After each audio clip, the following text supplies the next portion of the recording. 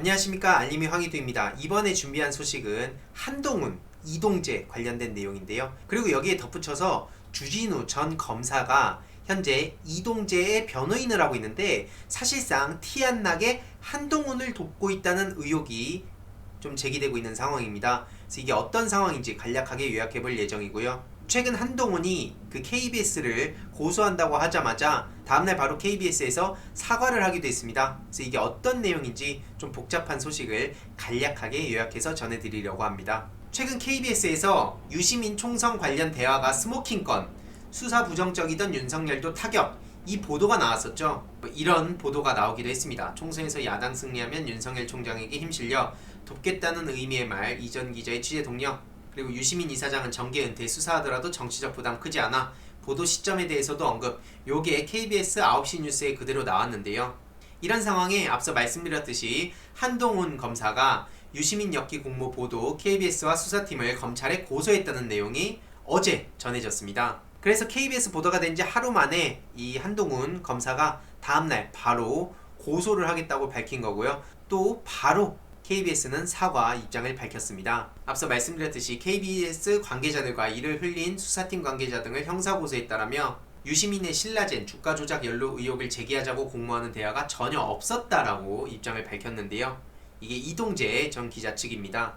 녹취록에 총선 및 야당이란 단어가 전혀 등장하지 않는다라고 주장하고 있는데요. 일단 궁금한 것은 여기서 조국 전 장관님 얘기가 안 나올 수가 없습니다. 조국 전 장관한테 사과한 사람들이 있습니까?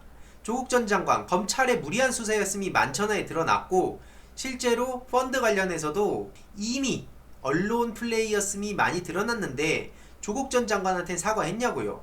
꼭 저렇게 고소를 하고 강하게 나가야만 사과를 하는 겁니까? 정정보도를 그래야만 하는 겁니까? 그리고 한동훈, 이동재 그 녹취록이 있어서 이게 꺼리낌이 없었을 텐데 왜 저렇게 하루 만에 사과를 할까? 이런 부분에 있어서 의심을 하는 네티즌들도 여전히 많이 존재하고요. 중요한 것은 이철 전 대표한테 편지를 보낸 즈음에 윤석열 검찰청장이 신라젠 특별수사팀을 만들어서 한동훈을 끌어올리려고 했다는 의혹까지도 지금 제기되고 있는 상황입니다. 하지만 추미애 법무부 장관이 내 허락 없인 안 된다라고 해서 그 꼼수가 또 막혔다는 얘기가 지금 흘러나오고 있는 상황인데요. 네티즌들의 반응을 보더라도 나경원은, 그리고 윤석열 장모는, 윤석열 부인 김건희는 어떻게 되냐는 겁니다. 그냥 검사가 아니라 조폭 양아치다, 이런 의견도 있었고요. 한동훈과 유시민 엮은 거는 이동재인데 이동재한테 참 관대하다, 이런 반응도 있었습니다. 아무튼 그래서 KBS에선 한동훈 채널A 기자 보도를 사과했고요. 그래서 조국 전 장관님한테도 고소를 해라, 이런 네티즌도 있었고요. 검사가 대통령보다 더 무섭구나, 그 많은 조국 박원순 전 시장 뉴스들은 확인도 되지 않은 걸 그렇게 많이 보도했네, 이런 비판도 있었습니다.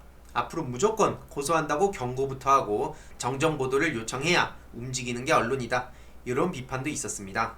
아무튼 지금 검찰 내부에서는 이 윤석열 패거리, 그러니까 한마디로 한동훈과 이동재를 쳐내야 산다, 이런 식으로 생각하는 사람들과 실제로 그런 한동훈을 지금 감싸는 윤석열한테 비판하는 내부의 목소리도 있다고 합니다. 결국 윤석열도 지금 뭐로 가더라도 답이 없는 상황이 됐습니다. 한동훈을 끝까지 지킬 수도 없는 노릇이고, 또 여기서 꼬리 자르면 한동훈이나 이쪽에선 가만히 있겠습니까? 결국 본인도 그 대가를 당연히 치러야 되는 상황입니다. 이 한동훈이 얼마나 괘씸한 인간이냐면요, 18일에 조사를 받겠다고 했다가 취소하기도 했습니다. 저렇게 18일에 검찰에 출석하겠다고 통보했다가 나오지 않은 것으로 파악됐다고 하는데, 검찰은 조만간 한동훈한테 재차 소환 통보를 할 방침이라고 합니다. 진짜 황당한 게 뭐냐면 저렇게 검찰 조사를 나오고 싶을 때 나오고 안 나오고 싶을 때 안 나오고 이럴 수 있는 겁니까?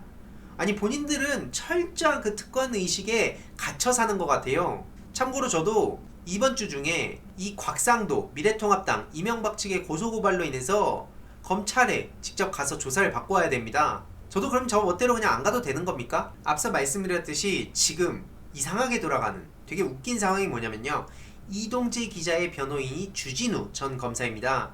근데 그 주진우 전 검사가 지금 이동재를 변호한다기보단 오히려 숨어서 한동훈을 변호하고 있다는 그런 의혹까지도 제기되고 있는 상황인데요. 보시다시피 이동재 기자의 변호인이 바로 주진우 변호사라 하고요. 주진우 변호사는 과거 우병우 전 수석의 측근으로 우병우 수석이 민정비서관 시절부터 민정수석실 행정관으로 근무를 한 이력도 있습니다. 그리고 사표를 내고 바로 검찰에 복귀를 했다고 하는데요. 문재인 정부 들어서선 검찰로 돌아와서 서울 동부지검 형사 6부장을 맡았다고 합니다. 그 자리에서 맡은 일이 환경부 블랙리스트 관련된 내용하고 감찰무마 사건이라고 하는데요. 보시다시피 이 환경부 사건으로 청와대를 압수수색하기도 했고, 그러니까 본인이 얼마 전까지 근무했던 청와대 민정수석실을 압수수색한 겁니다.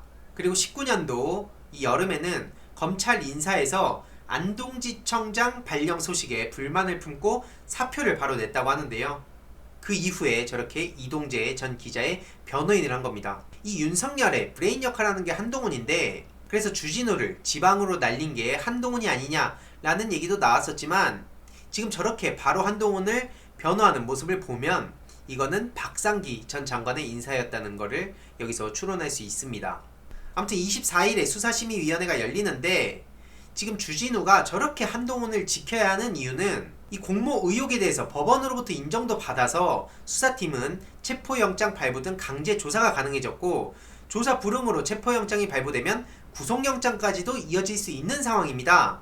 이 수사심의위원회도 이동재 영장 발부로 수사팀의 손을 들어줄 가능성도 높아졌으니, 그러니 저렇게 한동훈도 멘붕이 와서 저렇게 KBS에 강력하게 입장을 밝히는 겁니다. 하지만 이 한 건 걸리면 되지, 이 한동훈과 이동재의 녹취록이 공개되면서 그 사람 미천 드러난 지 오래됐잖아, 이게 유시민 이사장 얘기하는 거고요. 그런 거 하다가 한 건 걸리면 되지, 저렇게 녹취록에 떡하니 박혀있고, 또 백모 기자는 가족부터 찾으려고 하고 있다, 집을 보니 양주 의정부 이쪽에 막 10개씩 사고 이랬는데 지금 다 팔고 다른 데로 갔다, 와이프만 걸려도 될 텐데. 야, 정말 무시무시하지 않습니까? 이렇게 떡하니 드러났는데도 불구하고 아직도 엄플하고 있습니다. 언제까지 이들의 그런 공작에 놀아나야 되는 겁니까? 중요한 것은 이동재 전 기자도 지금 입장이 굉장히 난감해졌을 겁니다.